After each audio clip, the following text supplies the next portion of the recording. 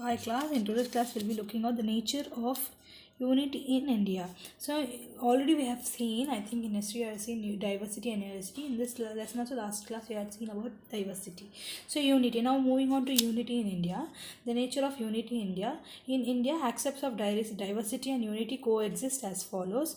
Regional unity. So the natural boundaries provide India a geographical unity in ancient times. India was known as Bharatavarsha, Bharatakanda, Jvamvadipa. This symbolizes the significance of historical history.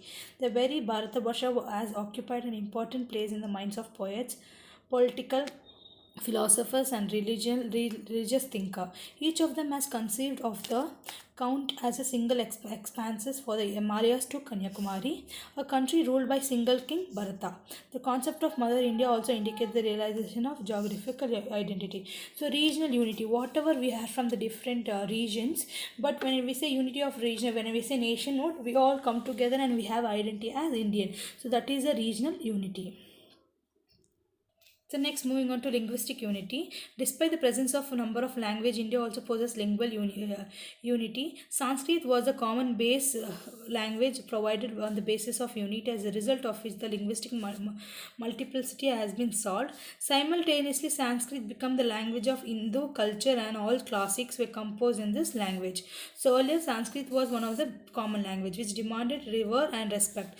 In the North India, okay, don't get confused. Sanskrit was a language of learned and scholarly people. So Sanskrit was someone who will learn who people who were good in studies, they were learned. Whereas the regional language was spoken by the common people. People may speak in different languages in different regions, but they have English and Hindi as the common languages to communicate with each other. So both Hindi and English is one of the official language only. It's not an Hindi is not a national language. It has not been recognized yet. The information of linguistic states and using regional language as medium of teaching at schools, colleges, and universities as the products of independence. To understand regional language, so to understand if you're from Karnataka, yes, Karnataka will be your regional language, and you'll study that in school. That is one of the basic point. In 2004, the government of India declared that languages that met the certain requirements could be accorded that the status of classical language. In India, Tamil 2004, Sanskrit 2005, Kannada 2008, Telugu 2008, Malayalam 2013, Oriya 2014 have been declared as classical language of India. Thus, this effort to restore the linguistic heritage of India. So, why they gave the status of classical language? Because this all are the oldest language, and people should know about it. That is the reason why Indian government declared as classical languages. And yes, we don't have, yes, sometimes yes you have a communal rights or something, but when you say linguistic unity, yes, you have a unity when it comes to your own state, and you try to accord it. For example, if you're traveling to other state, you try to speak in that language and to show the unity. The next, moving on to religious unity. In spite of religious diversity, India possesses religious unity. The feelings of each religion group in the same each accept the truth of the immortality of soul, temporary nature of world, belief in rebirth, the doctrine of karma, salvation, contemplation, etc. There may be differences in the way these elements are treated, but each religion preaches a fundamentally single religion faith and shares the belief in purity and values of life, respected religion in the unseen power, benevolence, pity, honesty, liberty with every other religion. So religion is something where every religion is unique in own way, and everyone try to talk about purity, and also they talk about salvation. That is your to reach your you have to be enlightened. Okay, so here M.N. Srinivas is of the opinion the unity of India is essentially a religious one. People may worship different deities, but religion scriptures like Puranas, Brahmanas, epics, and Vedas have been the numerous heterogeneous group together. So yes, really, he says M.N. Srinivas says that religion is one of the main aspect where in India that brings all people together into one religion society and give them the sense of their country in sacred. The worshippers may visit different centers of pilgrimage but also have a common goal of earning religious merit by visiting the sacred place.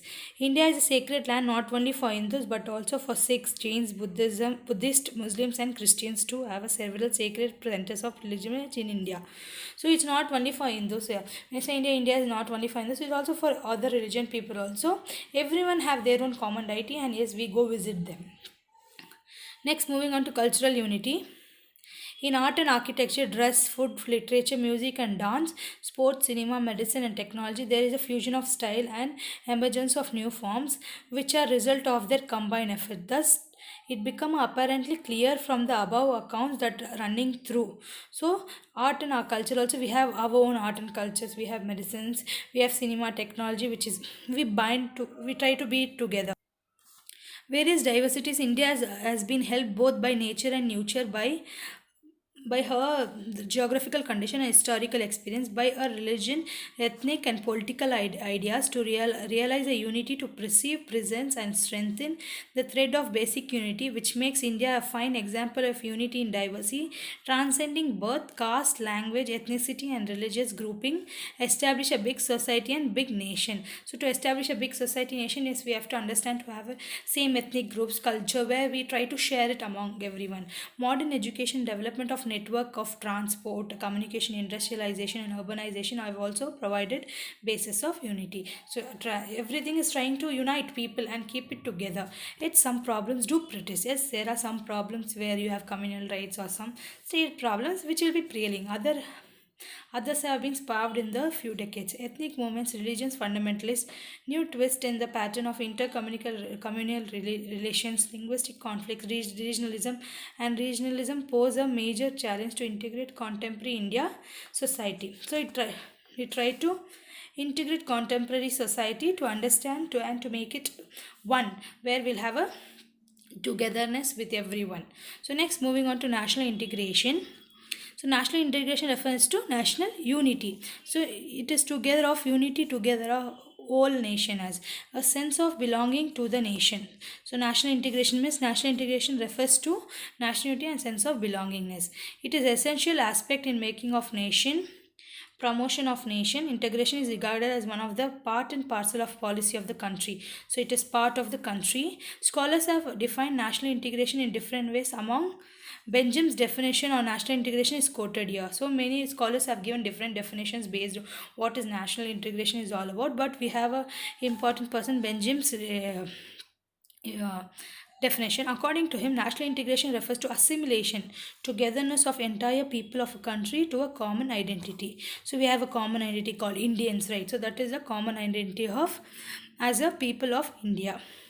In simple words, national integration refers to the process whereas feeling of togetherness, sense of national unity, and above all, a sense of nation belongingness developed among people. It is in this context concept national integration has assumed importance. So national integration is something important. It is togetherness and belongingness where everyone are equal. So next, moving on, the nature of national integration as follows. Okay, in the process of national integration, people of national develop sense of we feeling and we are unified. So we'll have that we all are together. The concept of national loyalty separates all the other types of affiliation and becomes prime objective. So whatever problems we have when we say national integration, everyone will be together as unity as Indians. It does away with device forces and integration tendencies, and sometimes yes, it becomes little bit tough, but then too it is when we say togetherness, everyone come together. It covers the entire gamut of political, social, cultural, emotional aspects of this integration. It's not just in one aspect you try to put people together. In every aspect like culture, society, political aspect, you put people together. The broader objective of national integration has been attainment ideology goals such as secularism and democracy. So we have already India is a democratic country. It is people's country. And we are secular. We have our own thoughts which we can use. So then to national integration brings us together. So what are the challenges to national integration? What are the challenges we have to face when a country has integration? There are many challenges to national integration. There as follows. There is regionalism, because India is a country where we have many states with different languages. Then communalism, different religion, lingualism, different languages, extremism and terrorism, people trying to possess terrorism, etc. So next, first moving on to regionalism. Regionalism refers to an extreme loyalty or love to the particular region. So we'll have a will have a love towards one of the region. For example, if Karnataka, yes, I love Karnataka. Yes, I am a Kannadiga. May undermine the interest of nation. India is a nation with a wide regional differences. When a person moves from one part of the country to other, he often finds himself to be outsider. Imbalanced economic plans also have vivid the gap between the state and the fruits they have enjoyed as a result of internalization. The difference have increased and disparities which slowly have assumed the form of regionalism. So what happens is you move from one place to another of this. If you are from Karnataka and you move to Tamil Nadu, you'll have the feeling of, oh, I am from somewhere. So I don't have that integration here. You have to have that national integration stating that yes, I am from this country. I should have a sense of belongingness. Sure, wherever you go, you should have. But in India, what happens when you have different status, different regional, it becomes little tough and it becomes regionalism. Regionalism is expressed in the desire of people of one region to promote their own regional interest at the expenses of interest of other regions. It has often led to the separatism and instigated separatist activities and violent movements. It has also gained tremendous momentum during the recent years because it is exploited by the selfish politicians. Thus, regionalism has challenged the primacy of the nationalistic interest and undermines the national unity. Regionalism has assumed mainly four forums. So, what happens is a lot of problems when you say region is we have communal rights between one state to another because of the political people. But when you say you are from, you have to not state that you are from Karnataka. You have to all come together and say that yes, I am an Indian. So you should have that unity among you. But there are so many problems. Regionalism is one of the challenges in national integration. So next we have different forums. So we have four forums. So first one is the demand of separate nation for the Indian Union. So demand of separation nation. The first and foremost challenging for the regionalism that took place was the demand of people of certain states to secede from the Indian Union and become independent sovereign states. The first example was the Tamil community of the state of Madras. The campaign throughout the Madras state was the separation of Madras from India and for making it independent sovereign state of Dravidiya Dastan. It is similarly way Sikhs of Punjab demanded for a separate nation called Khalistan, liberation of Jammu and Kashmir from Indian Union, insurgency and successionist movements in northeastern state Assam, Nagaland, Tripura, Manipur, Meghalaya, Arunachal Pradesh, Mizoram are the demands for the separate nation. Why people want separate nation is they think that they are not having they are feeling that they don't have importance given by the Indian Union. The central government is not giving them importance.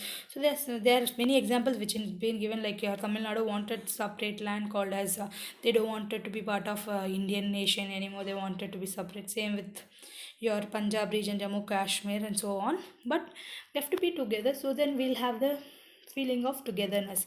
Then demand for separate statehood. A new form of regionalism was manifested in recent year. Okay, in recent year, it is demand for the separate statehood in several states of Indian Union, like Vidarbha states, Maharashtra, Telangana, Bundekal, MP, and Bundelkhand, MP and UP, Vindhya, Bhojpur, etc. In the earlier 1980s, the Jharkhand movement grew up much more militant and the various groups demanding the formation of separate state. Jharkhand as well was in Darjeeling district of West Bengal, Gorkha land. Okay, so for example, they wanted separate land, people, separate state. They wanted to be part of separate state. They don't want to be part of one particular state. So demand. So now we have, for example, Telangana and Andhra Pradesh got separated, right? The same way many states. So that becomes one of the problem for national integration. Next, demand for full-fledged statehood. Yet another manifestation of regionalism in India is demand that union territories for the full-fledged statehood. Example, Delhi. Okay, for example, your Delhi is one of the union territory because it is the central land and they wanted separate statehood. We will do whatever we want, please don't interfere in the matter. So that becomes problematic. If one state will ask, the other will start asking. So you should not do that. Interstate disputes. Okay, the first such dispute took place were between Karnataka, Maharashtra, Punjab and Haryana. Inside states, in addition to the above major disputes, or over the sharing of river waters of Narmada. So Narmada, Krishna, Kaveri, Bhima, etc. Kaveri water dispute in the older water dispute in the world, causing animosity between Karnataka, Tamil Nadu frequently. So interstate dispute means we'll have interstate disputes. We're fighting for water. Majorly, the major thing which happens between Karnataka and Tamil Nadu, most of the people who are aware of. This also creates a lot of problems where we'll not have national integration. Next, moving on. 2015 Muzaffar Nagar riots. Riots began on 27th August 2013 between Hindu and Muslim communities of Muzaffar Nagar districts, Uttar Pradesh, which claimed more than 60 lives. The attacks have been described as the worst violence in UP in recent memory. Such things happen every year in different places. So we have so many things happening every year, fighting against inside your states. Okay, but I think that should all not happen. You should have a unity among yourselves. Next, moving on to communalism. Communalism is an antagonism practiced by the members of one of the community against the people of other communities and regional. Bipin Chandra holds the communalism the product of particular society, economic and polity, which creates problems. Akhtar Ali engineer Moni Shakir and Abdul Hamid try to explain the communalism as an ideology tool for the propagation of economic and political interest. According to this, it is an instrument in the hands of the upper class to concentrate power by the dividing people. The elites strive to maintain a status against transformation by dividing people on the communal and religious line. So what happens is the political people and the bigger hand people, they try to divide people, saying that you are a Hindu, you are a Muslim, you are a Christian. So that should not happen. When that happens, what happens is you will not have unity among yourself. Okay, next, moving on to lingualism. Lingualism implies one-sided love and admiration towards one language and the prejudice and hatred towards the other language. And the is a land of many languages, and it has been called museum of language. Diversity of language has also led to lingualism. It is as also often manifested into violent movements posing threat to national integration. Linguistic tension normally prevail in borders areas which was bilingual. So what happens, even lingualism, language problem also, they'll say you're from this language, lot of problems. But India is a museum of language where you have lot of languages which has been emerged. So even that becomes one of the challenges. Extremism and terrorism. Extremism and terrorism have emerged during the recent years as the most formidable challenges to the national integration. Extremism refers to the readiness of one part of individual or group of to go to any extreme, even to resort an undemocratic, violent and harmful means to fulfill their objectives. So extremism are the people, they are ready to do anything. They are ready to fight, to go and fight. It is a group of people or individual, they'll go fight to any extent, whatever they want to achieve. India has been facing the problem of terrorism since independence. It faced the problem in Nagaland 1951, Mizoram 1966, Manipur 1976, Tripura 1980 and West Bengal in 1986. So terrorism, you all know, we have so many problems. Extremism, terrorism is one of such problem. Terrorism in India, essentially the certain of politics. According to Professor Rama Aju, there are 4 types of terrorism in India. Khalistan oriented terrorism in Punjab, then militant terrorism in Kashmir, Naxalite terrorism in West Bengal, Bihar, Madhya Pradesh, Odisha, Andhra Pradesh, Telangana, Maharashtra, Jharkhand, Uttar Pradesh, Chhattisgarh. Out of 318 districts, 77 districts are highly Naxal prone districts. Okay, so Khalistan movement, where people in Punjab, they try to fight. Militants in Kashmir also, people think that its government is not giving us any benefits. Then you have your Naxalites, people think that they're not getting benefited, and these people who have studied, they try to fight against people. So out of this is 318 districts, 77 districts are highly Naxal prone districts, causing problems, bloodsheds. Then ULFA, terrorism in Assam. Okay, the Khalistan oriented Sikh terrorism was based on the dream of the Terracotta state. Kashmir militancy is based on the enmity. Terrorism in northeastern state is based on the identity crisis and the grievance situation. In addition to these factors, corruption, poverty, unemployment, youth unrest, widening gap between the rich and the poor are other main challenges of national integration. So each one have their own thoughts. Okay, why do they fight? There's a reason for it. So that is the reason why they fight to that problem. And terrorism also increases. If there is terrorism, each people going into their own way, you will not have time you are not unified, so you have to be unified, then only national integration will work. So next, moving on to measures to strengthen national integration. The importance of the issue of national integration made by the central government to do something is in this regard. The Central Education Ministry organized a committee for national integration in 1961. So in 1961 they think that yes, we have to make India together. So under the chairmanship of Dr. Sampudra Anand, the integration committee gave some recommendation to promote the strength of the national integration. Some of them are given below. So how to develop national integration: reorganization of syllabi at various levels, primary, secondary, colleges and university level, to promote national integration. So in school levels when you start teaching children what is national integration is, giving due encouragement to extracurricular activities beside imparting formal knowledge to students with the intention of promoting national unity. So you will have what to say extracurricular activities given to the students where they will, based on the topic of integration, unity. Improvement of standard of textbooks helps a great deal in giving true national perspective to the students. They can be made to understand the rich culture heritage of the nation. So in the school level only you try to understand the culture heritage of the country. Conducting community programs such as mass prayers, meetings, speeches, respected leaders, etc., to help bring the people together. So when in regional group also, if you say yes, the people will come together. Apart from the governmental efforts to achieve the goal of national unity, various stakeholders such as educational institution, religious, culture association, mass media should involve in chalking out action based programs to enhance awareness, dimension and traditional values among the mass, of increase cultural exchanges, banking on the richness of our culture, heritage and diversity. Special steps should be taken by various interest groups to speed up development to economically and social backward groups who are easy victim to violent activities. So what happens is, government said that yes, everyone should get the equal opportunities, and people, backward classes people, they are prone to this more, to what to say terrorism, extremism or communism, rights, because they don't have much knowledge. So people, political people or let it be someone, they try to take over them and they are being affected. So government took a measure that yes, we have to start spreading, so people are in the nation, they will know what is the importance of national integration. So national integration is something where sense of belongingness.